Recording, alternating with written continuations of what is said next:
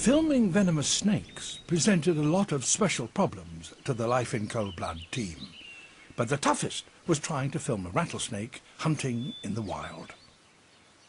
A rattlesnake making a kill has rarely even been seen and never before filmed, and for several reasons.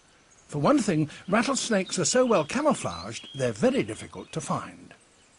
We enlisted the help of snake expert Harry Green and his team. They've been studying a group of timber rattlesnakes using radio telemetry, which enables them to find their rattlesnakes at any time of day or night. Most of us will never find them, and they're superbly camouflaged. Exactly. But that's been one of the wonderful things about radio telemetry is we can have an animal that we can dial up. To have any chance of success, the crew had to be able to find the rattlesnakes on their own. So producer James Brickle had to take a course in telemetry techniques himself. Yeah, point a little bit more on this one. Each snake has been implanted with a tiny transmitter. If you dial its frequency, you can pick up a beeping sound, and that gets louder the nearer you get to the snake.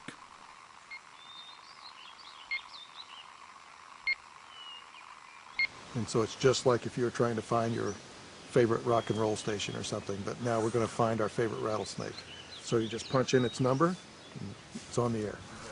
It sounds simple in theory, but there's a snag. It's here somewhere. Just be really careful, guys. In a forest, the signal can bounce off trees and give you a false reading, so that it can seem that the snake is everywhere. And you don't want to think a reading is false and then tread on your snake by mistake. You're fine, he's up there somewhere. Let's find him. James, it's starting to get dark. He's in there. I reckon he's hunting. James, be careful where you're going. And it isn't just the one snake you're tracking. There are dozens of others in the area that aren't tagged. Follow my hand. There he is.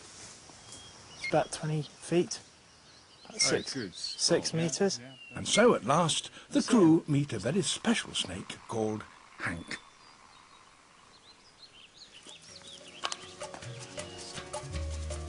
Hank is in a perfect position for his ambush. To film the action without disturbing him or his prey, cameraman Mark McEwen has fitted his camera with motion detectors from a burglar alarm. They will turn on the camera without anyone having to be there.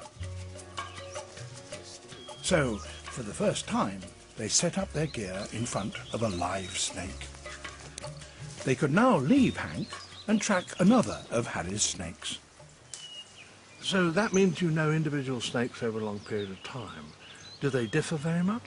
Absolutely, absolutely. Now there are species differences, so certain rattlesnake species are more sort of nasty tempered than others, Yeah. but even within a population, you'll have one that just never gets riled up and one that you know you just can't get too close to without it getting upset. With one camera set up on Hank, James decides to track another snake, and to do so in the dark, which is when most rattlesnakes hunt.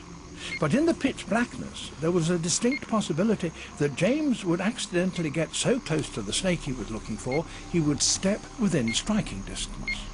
Quite unnerving, if you haven't done it before.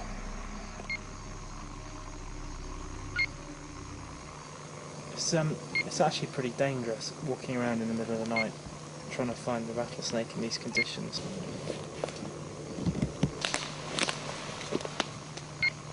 He's really close.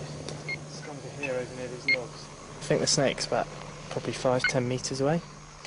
It'd be easier to find a needle in a haystack than to find a reptile that looks like a load of dead leaves in a huge pile of dead leaves. Found him, fellas? Negative, Mark. We've got to a huge pile of logs and wood. The team decide to abandon tracking the second snake and instead check on the camera they'd left on Hank in the afternoon. I think it's too dangerous actually to go poking around in there, and anyway you wouldn't be able to get the lights in the camera in, so we're going to wrap on it and come back. We've seen things on your videos we've never seen before, which Really? is kind of surprising. I mean, we've watched snakes a lot. I mean all rattlesnake biologists, and we've seen things on your videos we haven't seen before. So I think it's actually kind of exciting to think about how this kind of collaboration might really be a feedback between the media and the public and science and so forth. And something very surprising had happened. At our very first attempt, and in broad daylight, a chipmunk had tripped the motion detectors, and Hank makes a kill right in front of the cameras.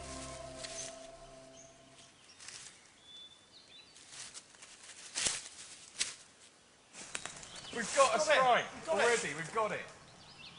I thought you were winding up. James, there's something's happened here. I thought, well, that's just a classic wind-up. First night to get that. We hadn't got the eating shot, but it's a start.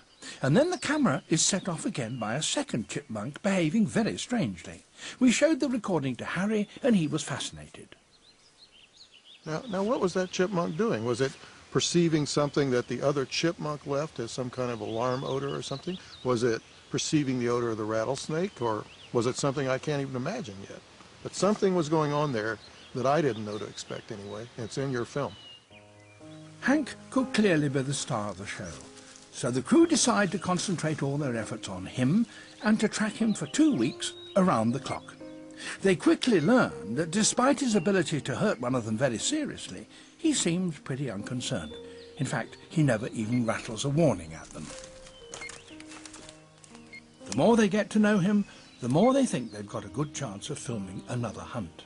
But then there is a serious problem. It's just been raining here non-stop for the past 3 days, and they say that Tuesday afternoon's hard rainstorm was the straw that broke the camel's back.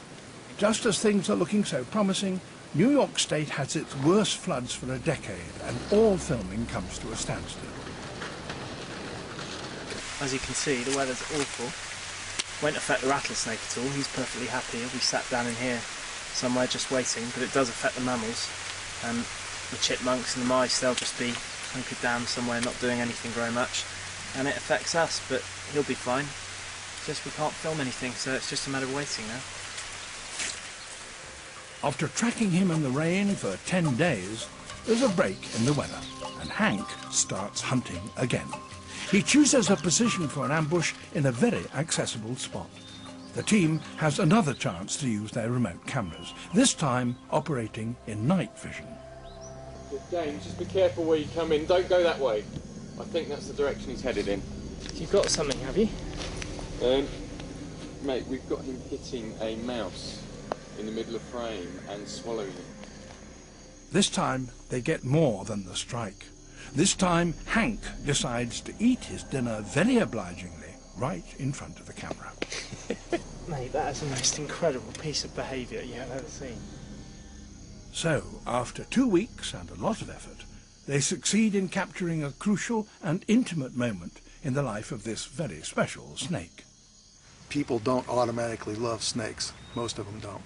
And yet if you can show them things about the lives of these animals that impress them with the fact these are animals with complex daily activities. These aren't things that are waiting around for an opportunity to kill people.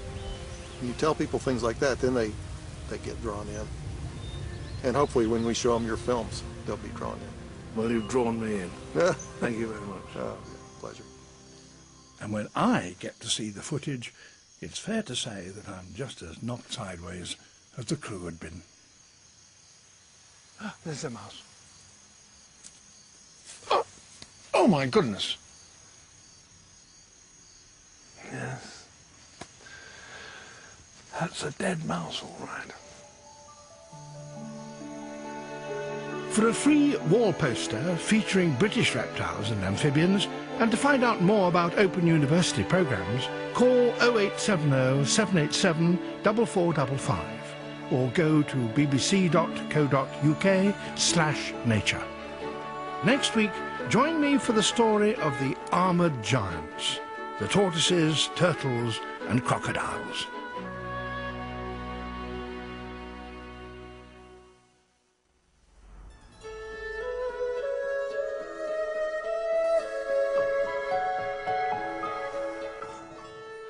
There's more information about reptiles and amphibians in this BBC book, and the complete series is available on DVD. Well, tomorrow morning, migrating birds across Africa in World on the Move on Radio 4 at 11.